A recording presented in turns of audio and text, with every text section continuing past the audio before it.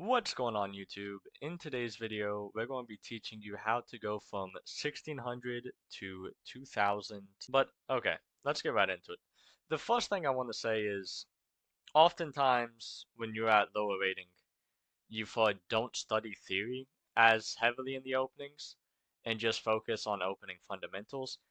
But I do believe to reach 2000, it's significantly easier if you do start learning theory. And there's really no downside to it. It's just that you understand chess more. You still have to keep in mind the basics that you learned at a lower level, such as developing early and sort of setting up your attack, knowing your pawn structures, knowing opening ideas. I'd really focus on that when you also start learning theory. But let me just give you an example. So this is what I like to play as white against e4 and e5. I like to play the Ponziani. And here d5 is the main line, but oftentimes, and this looks the most principled for black, but oftentimes black quickly loses after white plays this move queen a4. And I know that, and I've been studying this. And taking, I believe, is the most common move, and it's instantly a dubious one. Because instead of taking the pawn with our queen, we instead play knight takes e5, taking advantage of this queen pin. And after something like knight f6, which I've faced multiple times, and this doesn't look great after knight takes and pawn takes, but it's not like the worst thing ever for black. So here you instead play bishop c4, which I think you could find without knowing your theory, but it helps to just have these things memorized. And here black is just busted. Like, they're going to get a much worse position after something like bishop e6, which is pretty much forced. Knight takes on c6, they take back, bishop, and look at how bad their pawn structure is. And this is all because we knew a little bit of opening theory and our opponent didn't. We take, if they play something like king d7, we play b3, and we're prepared to get all of our pieces out and castle kingside. And look, I'm not saying you have to memorize every line. It's not like 2000 is a professional level where you have to know absolute everything. But I do think oftentimes you hear online not to study opening theory as much when you're at a lower ranking. But I just kind of want to get that mentality out of your head because you're no longer at a lower ranking. 1600 is like quite good now. And to beat your opponents, you kind of have to be better everywhere for the most part.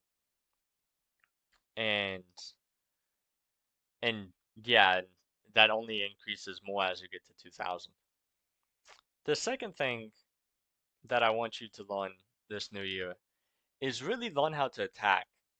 And you're probably going to be like, well, I've had to learn to attack just to get here, just to get to 16, 1700. I've had to learn to attack a little bit. That's true, but you've had to learn to attack against people that have no idea how to defend.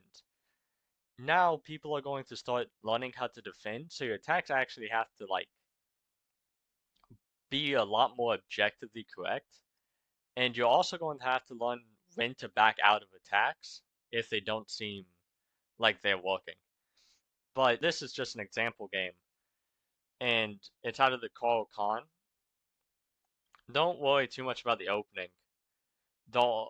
This is a nice weapon against the Caro-Kann with h3. It's something that my coach showed me. And here, the most common move is e6. And if you're 1600, this is probably what you're going to face like 50% of the time. And black is already just worse. Because white's attack here is bound to just come like so quickly and so nicely. We just continue developing pieces. And the thing to notice and why e6 is so bad is because this light squared bishop now just can't participate in the game on the king side. So they just have one less piece guarding that king side, and we're just going to try to exploit that. So we play knight f3, they play bishop d6, and we castle. They castle, and we play rook e1, and It's quite clear to tell what's happening. Black is trying to play e5, and we're trying to stop them from playing e5. And preferably at some point we can put our knight on e5. Let's say they play queen e7, which looks logical. We play queen e2. And now, after they play rook e8, we can now finally plan on knight on e5. All we've really done, this is more positional than attacking, but we've just really clamped down on their only pawn break, and we stopped all their counterplay, which you have to get used to when you're attacking. For one, you want the center locked, so we're keeping it locked because they can never push. And for two, you're trying to limit counterplay. So we're currently doing both elements of attacking here. And yeah, after we place a knight on e5, now they can never push their pawn. Let's say they play something like bishop d7. This is already starting to head in the wrong direction for black. Something like, I don't think you can do it right away, but you are probably trying to get your knight on d7. But let's just show an example of like bishop d7. And we play knight d2. We don't lunge for the attack immediately. If you just start playing like g4 and h4 immediately, you might still let a little bit of counterplay happen. And the truth is, when you're attacking, you want to limit counterplay as much as possible. Even though, yes, I do think g4 might be okay for you, you don't have to rush it. So that's why we develop a knight.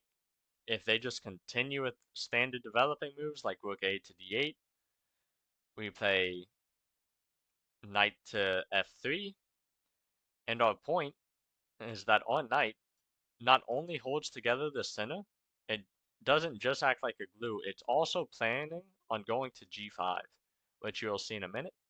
Let's say black plays a6, preparing to go for a queenside attack. Now we play knight to e5, which now threatens the f7 pawn, so black has to guard. They move their rook, and we play knight to g4. This is a beautiful attacking game that white has played here, and black's defenses just fall apart. They can no longer hold the position together. After they take, we can play bishop takes h7, king f8, retake with the queen. If they play something like f6, you can actually sacrifice the knight here and play queen h5, they take your knight, you move your bishop, and yeah, the game ends with mate. This is a beautiful example of how to attack. You keep the center locked, you accept your lead in space and development, and then you just route all your pieces to attack the king. Sometimes you're going to have to play on the screen side where there's no king, and that's fine too. Oftentimes you're going to get some sort of open file to work with, and you're primarily just trying to take space.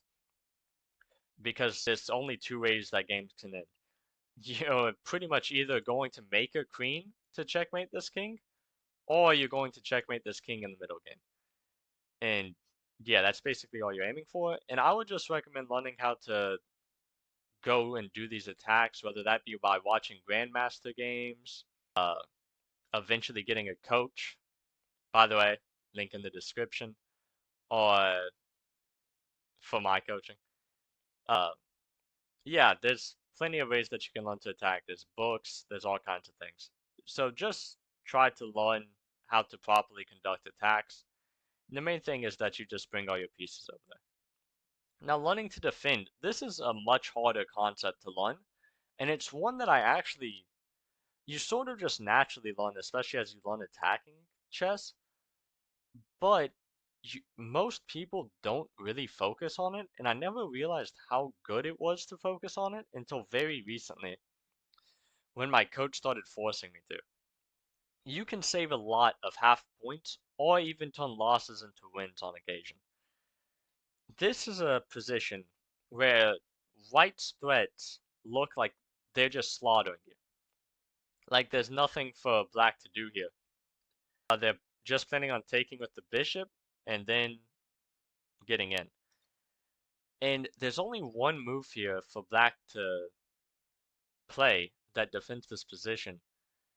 And I want you to think of the concept of trying to bring your pieces over. You can pause and try to find this. It is very hard. And okay, if you pause and try to solve it, I'll go ahead and show you the move. The move is bishop to e4. And I put a brilliancy on that because I think it's just incredible. It's the only move that holds together this position. After something like bishop takes h6, we have to sacrifice our queen. They take, and we take the bishop. And we have 3 pieces for the queen and a pawn, and we should be better, which is, yeah, unbelievable. And after something like rook takes h6, we take with the pawn, queen takes h6, we go back, bishop g5 trying to mate us. We now have this incredible move f6, and after bishop takes, rook takes, he takes, we play queen to f8, and we're just up a piece. This was an incredible defensive resource that I don't expect you to find in every game. But if you could start finding moves like this in like 30% of your games, then all of a sudden you're just gaining more rating. And oftentimes it won't be this complicated. Oftentimes it's more like you just have to bring your knight over. You just try to get as many pieces in to help defend your king as possible, pretty much, when you're defending. And obviously there's some like brute force calculation that you're going to have to do. But overall, if you're on the defending side, bring pieces. There's 2 other ways to go about it when you're defending, and you sort of have to decide which one's best. If you're just down material, like significantly, the best thing you can try to do is just cause chaos and go for some sort of counterattack, almost always. And in certain end games, you can look for things like perpetual check, even in the middle games. And there's a ton of other defending concepts that you can look for. And yeah, I would just recommend you study them either with books or reviewing your games, reviewing master games. Yeah, I would just make sure to learn how to defend. You'll save a lot of half points and even turn some losses into wins. And the fourth thing I want to say, and this is actually one I neglected until I would say right now, even after being 2150 and all that stuff, I have neglected endgames pretty much all the time. In fact, my coach told me that my endgame knowledge was practically zero compared to what he would expect it to be for someone at my level. So his main focus with me has been learning endgames. And yeah, I would recommend it. It has helped me significantly. And yeah, it's helped me convert winning positions, helped me save losing positions. And this will absolutely help you gain elo. Let's take this position for example. Here it's white's turn to play, and it's very easy to make a draw in this position if you don't know what you're doing. We're obviously trying to promote, and what looks the most logical is something like g3, and when they take, we take back with the pawn. But even though we're up 2 pawns here, it's a draw. The computer realizes it. Okay, it doesn't realize it immediately. It says plus 0.4, but it would realize, I'm pretty sure quite quickly, that after something like this, white's never able to get through. And if they really want to be more accurate, I believe instead of g6, this is the more accurate way to play, and play g6 now. This is, yeah, absolutely just a draw, like you're pretty much never breaking through as white, which is why it's important that you actually take with the king, which looks so unnatural unless you know your endgames. And the reasoning for this is that this f-pawn is really strong in these certain endgames, and you're going to trade off your h-pawn for the g-pawn and just push your f-pawn all the way through. And that's the type of thing that you would never really find in a game unless you know your endgames. And the fifth thing I would say is I'm telling you, you don't have to get me to be your coach, but getting a coach is so helpful in terms of helping you.